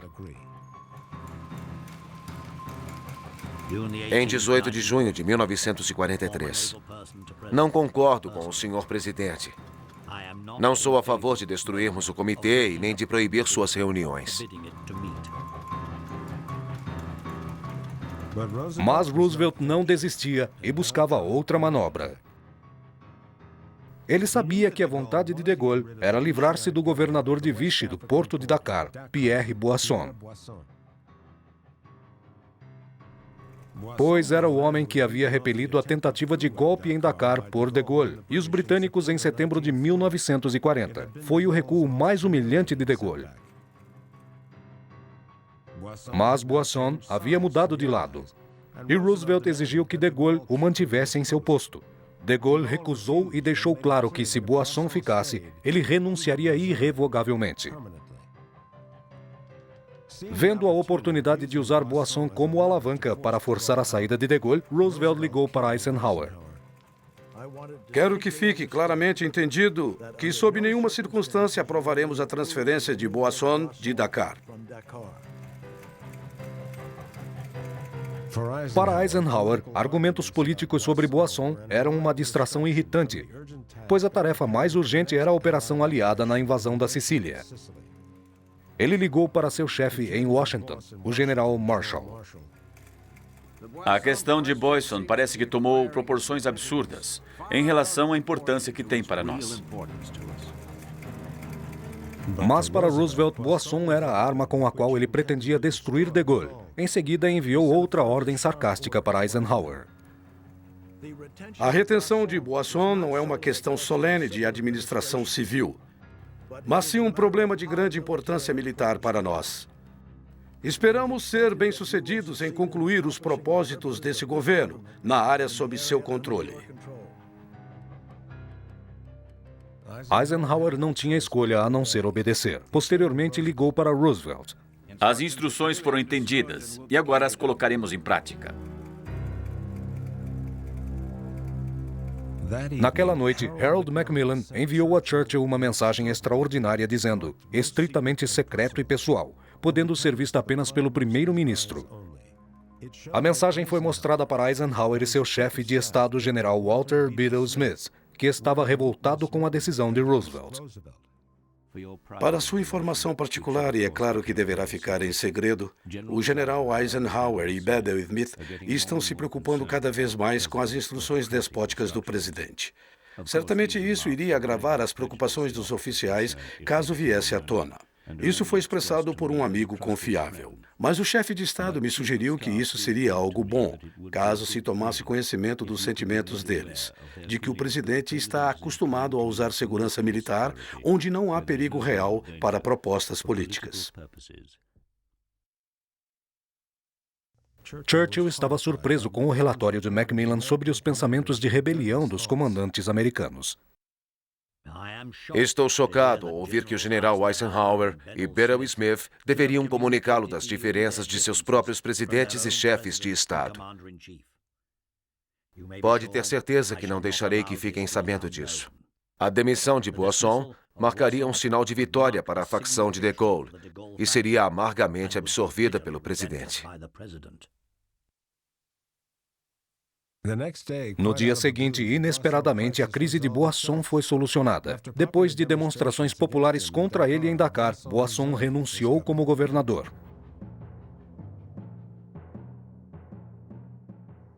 Mesmo assim, o presidente, o homem mais poderoso do mundo, não podia passar por cima da vontade do povo. Todas as suas manobras para livrar-se de Gaulle eram falhas. Ele estava arruinado.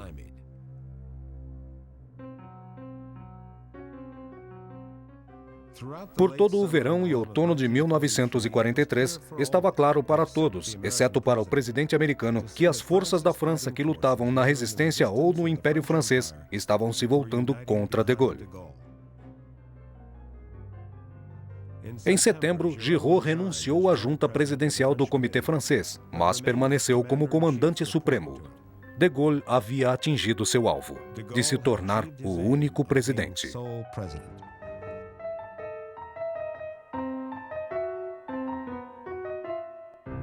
A ação no oeste europeu havia mudado para a Itália.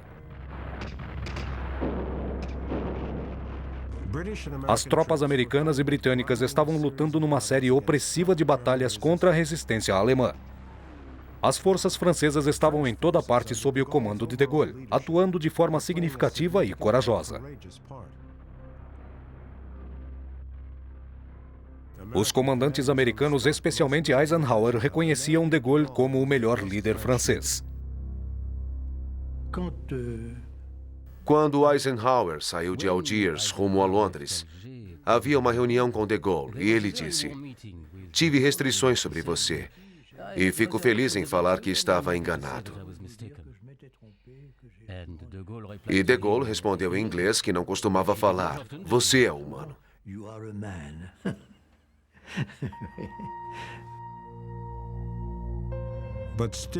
Mas ainda assim, Roosevelt não tinha a intenção de reconhecer de Gaulle como líder francês. Ele sempre reclamava que era motivado apenas pelo princípio de que nenhum líder francês deveria ser reconhecido pelos aliados até que o povo francês tivesse a chance de votar livremente numa eleição quando a guerra terminasse.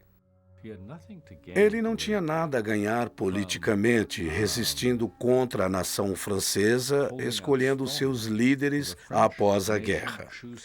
Não havia distrito eleitoral para isso, e não o faria ganhar ou perder votos nos Estados Unidos, pois esta era uma posição totalmente idealista. Talvez ele tenha visto em De Gaulle e em sua arrogância um obstáculo para o povo francês após a guerra, na decisão de seu futuro político. Mas, para alguns observadores, a hostilidade de Roosevelt com De Gaulle parecia ir além de princípios políticos. O secretário americano da guerra, Henry Stimson, escreveu que estava decepcionado com as relações diplomáticas de Roosevelt e que suas atitudes eram imprevisíveis. As conversas particulares de Roosevelt com sua companheira Margaret Suckley também eram intrigantes. Sua lista negra incluía o ministro britânico do exterior, Anthony Eden, principalmente por ele ser o defensor mais convicto de De Gaulle. Anthony Eden age como um ditador. Ele acredita apenas em suas palavras. É ele que está apoiando De Gaulle. E se os aliados desembarcassem na França, tanto Anthony Eden como De Gaulle iriam estabelecer imediatamente uma ditadura. Como seria estranho se Roosevelt e Stalin tivessem que impor suas ideias democráticas na Inglaterra. Mas coisas estranhas já haviam acontecido antes. Durante a primavera de 1944, a atenção dos aliados voltou-se para a invasão da França. Forças americanas e britânicas concentraram-se no sul da Inglaterra sob ordens do comandante supremo, o general Eisenhower, que havia se mudado da Grã-Bretanha para a África. A tática de Roosevelt com De Gaulle era apresentar Eisenhower como um problema maior.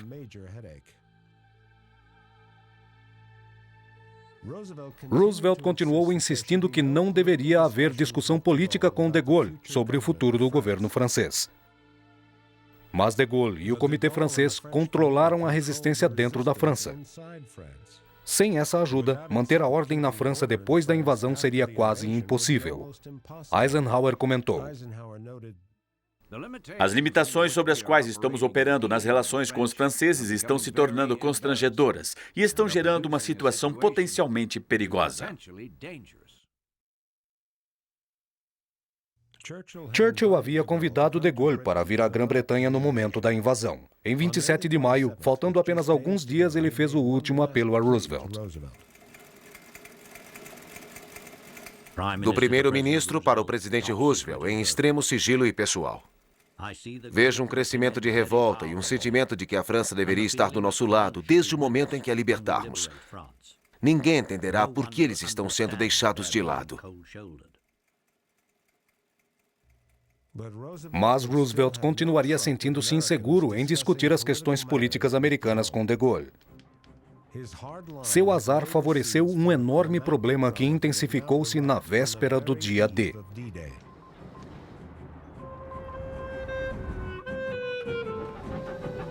O primeiro ato aconteceu num trem especial que tinha sido expedido para uma estação na estrada de ferro em Portsmouth, na costa sul da Inglaterra, próximo ao quartel-general de Eisenhower. O trem era o centro do comando de Churchill nas vésperas do dia D. Para a consternação de seus ministros, o trem possuía apenas um banheiro, no qual parecia que Churchill fazia uso contínuo, e um telefone que também foi monopolizado por ele. Mas Churchill parecia gostar de sua nova base quando disse a Roosevelt: Estou aqui próximo ao quartel em meu trem. O que me preocupa aqui é o clima. Mas há uma paisagem muito bonita. E esta embarcação é confortável. Em 4 de junho, De Gaulle desembarcou na Grã-Bretanha e uma carta de boas-vindas de Churchill o convidava para um almoço no vagão.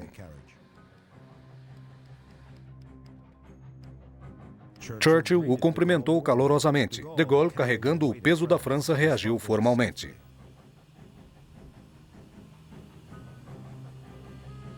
Mas no almoço houve um pouco de descontração. Após a refeição, Churchill mudou o rumo da conversa para questões políticas e a administração da França. De Gaulle, sentindo-se em uma armadilha, disse que, por conta da atitude de Roosevelt, não discutiria aquele assunto. Churchill acreditava que de Gaulle fosse para Washington e tentasse conquistar a simpatia de Roosevelt. De Gaulle, furioso com a perspectiva de suplicar a Roosevelt, respondeu a Churchill: Por que acha que tenho que submeter minha candidatura na França à autoridade de Roosevelt? Não tenho nada a questionar a respeito dos Estados Unidos da América, nem para o bem da Grã-Bretanha.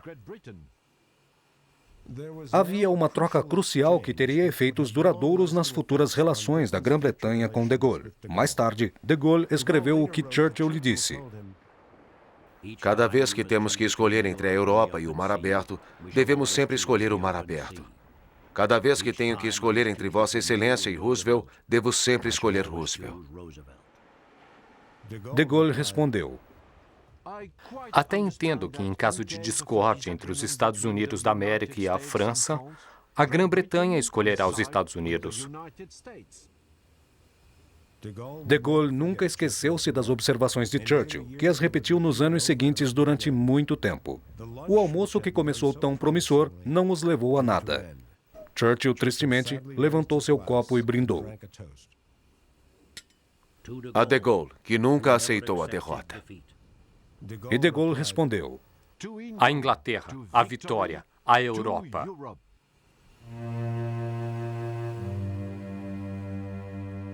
Então Churchill levou de Gaulle para ver Eisenhower. Ele pretendia que Eisenhower e de Gaulle fizessem discursos consecutivos para a França no dia do desembarque.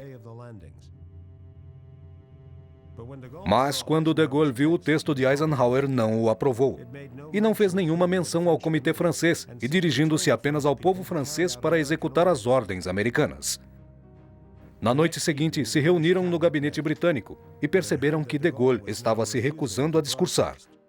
Alexander Cadogan gravou o momento em que Churchill estava emocionalmente abalado. Gabinete 6h30. Nós toleramos o repetitivo, entediante e veemente discurso ante de Gaulle. Isso deverá ser dito por Roosevelt hoje à tarde. De Gaulle se comportou como uma garotinha entrando na fase da puberdade. Não há nada a ser feito. Enquanto o gabinete se reunia, algo inesperado aconteceu. 200 oficiais franceses de apoio foram obrigados a participar da invasão para facilitar o entendimento entre britânicos e americanos com os franceses. Mas de Gaulle ordenou que não teriam permissão para seguir, já que Roosevelt havia impedido qualquer acordo político com os franceses. O gabinete britânico estava sem reação. Bem, isso confirma a restrição. Sempre começamos nos colocando no caminho errado, mas as atitudes de Gaulle são piores que as nossas. Ele merece perder o jogo. E na última noite, a frota de invasão estava pronta para seguir e desencadear uma grande crise. Às 10h30, o embaixador de Gaulle em Londres, Pierre Vienneau, chegou ao Ministério das Relações Exteriores. Eden, geralmente o defensor mais enfático de Gaulle, lhe disse que naquele momento a atitude de Gaulle era incompreensível. Vienneau corrigiu o mal-entendido e que de Gaulle iria transmitir, mas com as palavras que ele escolhesse. O sinal da decolagem virá às 23h35.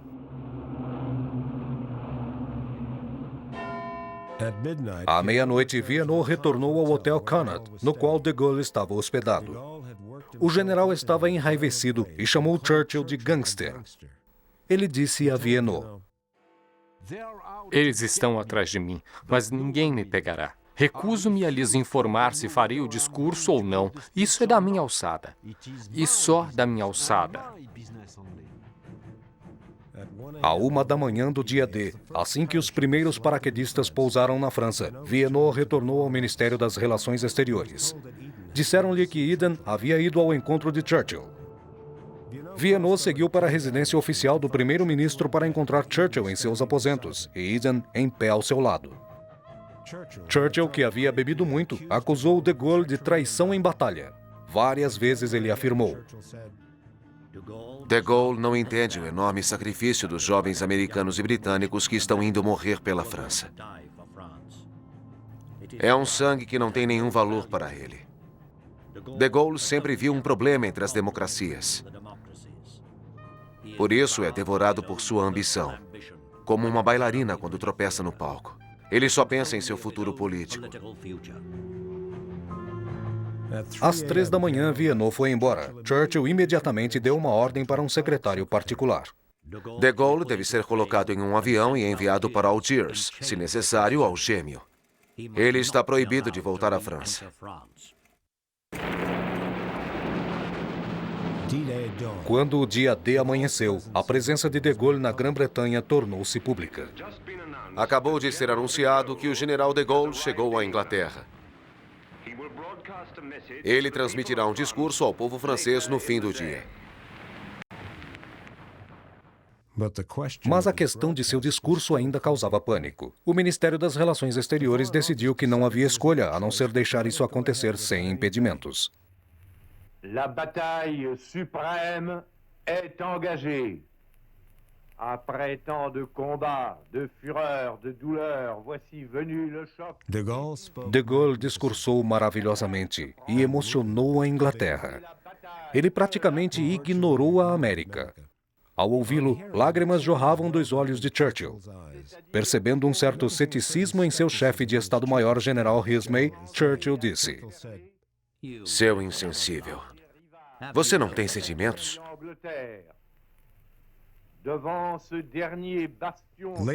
Mais tarde, no dia D, de Gaulle foi persuadido a fazer a expulsão dos oficiais de contato franceses. E uma mensagem de reconciliação veio de Roosevelt, dizendo que ele ficaria feliz em ver de Gaulle em Washington nas próximas semanas. Churchill ligou para Roosevelt. Acho que será lastimável vocês se encontrarem. Não vejo por que teria tanto prazer em encontrá-lo. Em 14 de junho, apesar de sua fúria, Churchill permitiu que de Gaulle fosse para casa. O general embarcou em um navio da França Livre, o La Combattant. Quando chegou na cidade liberal de Bayeux, o povoado local o aclamou como seu líder.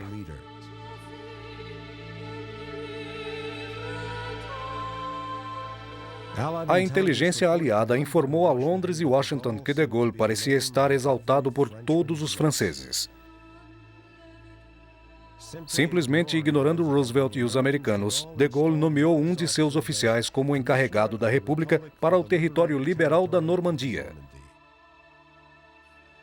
Ele disse a um colega: Veja, nós tínhamos apenas que apresentar aos aliados um fato concluído. Agora nossa administração está no lugar certo e ninguém poderá mexer em nada. De Gaulle estava certo. Ele tinha vencido.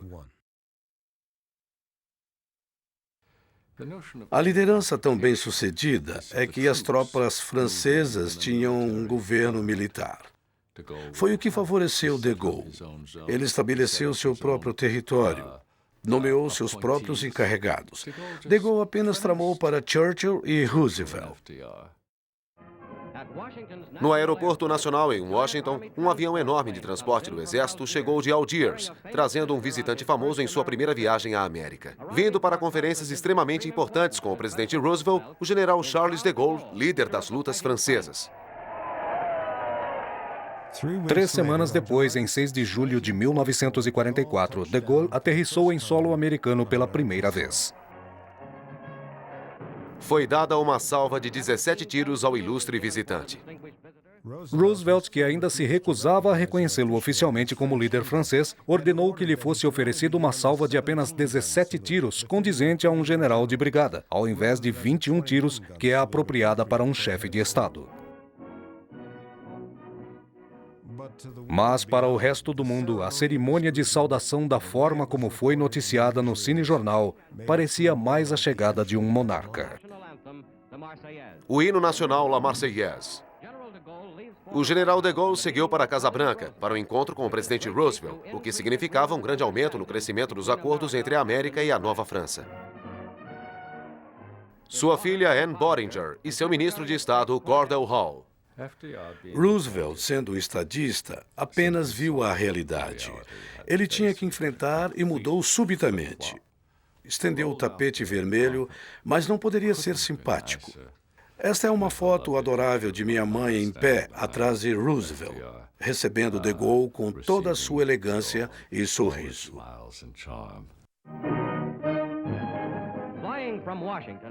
De Gaulle voou para Nova York, onde recebeu as boas-vindas como herói. E o mundo todo podia ver ele e Roosevelt como grandes amigos. I am glad to be on American soil and again to have met President Roosevelt. We have talked and I found thus we have a common understanding of the grave problems facing us. Sem comunicar a Churchill, Roosevelt reconheceu publicamente o Comitê de Gaulle como autoridade civil temporária na França. Embora não cumprisse com o total reconhecimento de Gaulle como líder de um governo provisório, Roosevelt havia planejado um golpe notório.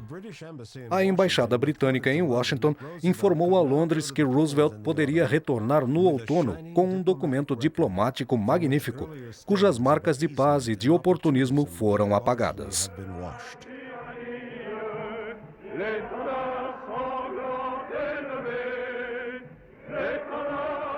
O progresso de Gaulle na luta pela libertação da França dos aliados era incontrolável. Em Chartres, milhares de civis juntaram-se a ele para cantar La Marseillaise. Em 25 de agosto, um dia após a libertação de Paris pelas tropas americanas e francesas, de Gaulle chegou à capital de seu país.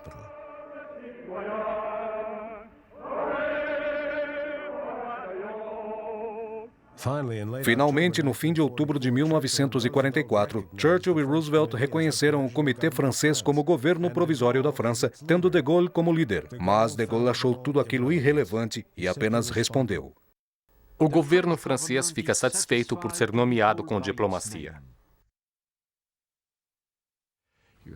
Você tem que dar mérito a de Gaulle. Ele deu a entender que estava numa situação que o levaria a lugar nenhum. Ele foi bem-sucedido, se colocando numa posição de poder e começou praticamente do zero. Portanto, temos que admirar a perseverança desse homem. E, finalmente, Roosevelt reconheceu isso. Mas havia uma última discordância. Em fevereiro de 1945, Roosevelt, Churchill e Stalin se encontraram em Yalta. Churchill pediu a Roosevelt que pelo menos deixasse de Gaulle assistir às reuniões quando assuntos da França estivessem em discussão. Roosevelt recusou. Assim que Roosevelt deixou Alexandria no USS Quincy, seguindo para casa na América, ele cumprimentou Churchill, e esta seria a última vez que os dois se encontrariam.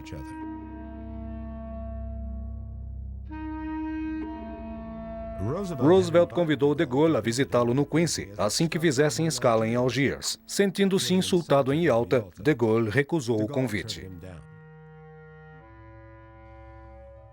Toda a mágoa havia aflorado novamente. Ao retornar para Washington, Roosevelt referiu-se à prima-dona cujos caprichos evitaram uma valiosa discussão. Esta foi a última referência gravada dele a de Gaulle. O relacionamento de Churchill e de Gaulle permaneceu turbulento mesmo no final da guerra. Uma vez que a paz se instalasse, o triunfo de Gaulle duraria pouco. Ele foi eleito presidente da nova Assembleia por unanimidade, mas, aborrecido com as disputas políticas, renunciou em 1946. Na Argélia, multidões levantando a Cruz de Lorraine, símbolo dos tempos de guerra da França Livre, do general de Gaulle. 12 anos depois, com a França em crise, de Gaulle foi intimado a voltar ao poder. Ele governaria por 11 anos e impediria os ataques dos britânicos para entrarem no mercado comum europeu e aproveitando cada oportunidade de criticar a América.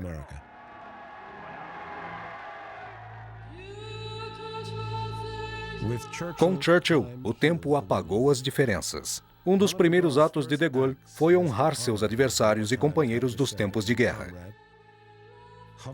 Pairando como um benévolo guardião, inclinando-se para o velho homem, ele o premiou com a Cruz da Libertação.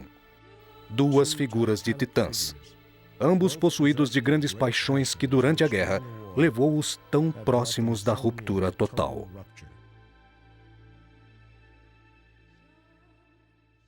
Com Roosevelt não havia mais tempo.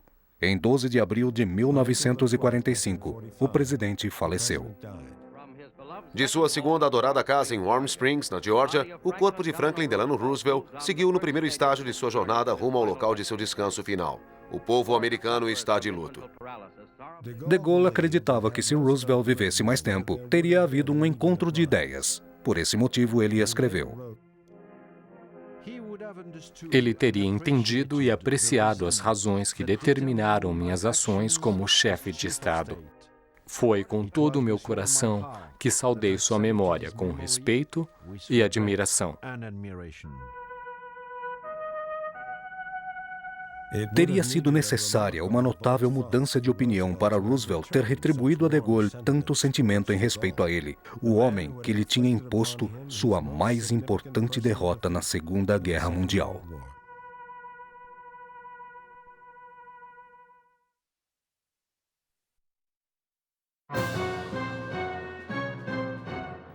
Versão brasileira em GDix.